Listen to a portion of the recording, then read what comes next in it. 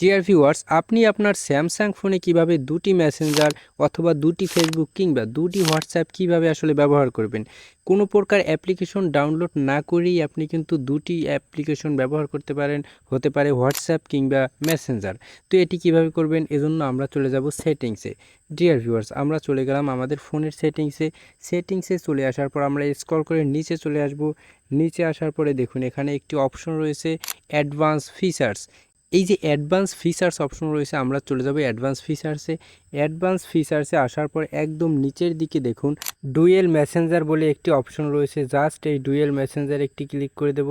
এখানে ক্লিক করার পর দেখুন এখানে আমার কিন্তু মেসেঞ্জারটি অন করা রয়েছে, টার্ন অন করা, এজন্য দুটি রয়েছে। আমরা যদি হোয়াটসঅ্যাপ দুটি করতে চাই এজন্য টার্ন অন করে দেব হোয়াটসঅ্যাপে। দেখুন টার্ন অন করার পর নিচে দেখুন ইনস্টল বলে যে একটি অপশন রয়েছে পপ আপ মেসেজে, এখানে জাস্ট ইনস্টলে ক্লিক করে দেব।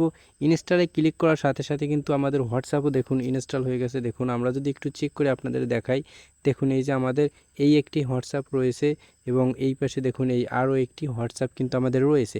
এভাবেই কিন্তু আমরা এই মেসেঞ্জার দুটিও যোগ করেছিলাম। তো ডিয়ার ভিউয়ার্স, এভাবেই কিন্তু আপনি হোয়াটসঅ্যাপ, মেসেঞ্জার কিংবা ফেসবুক অথবা টেলিগ্রাম এভাবে আপনি কিন্তু দুটি করে ব্যবহার করতে পারেন। তো আশা করি ভিডিওটি ভালো লেগেছে। দেখা হবে নতুন কোনো ভিডিওতে। আসসালামু আলাইকুম।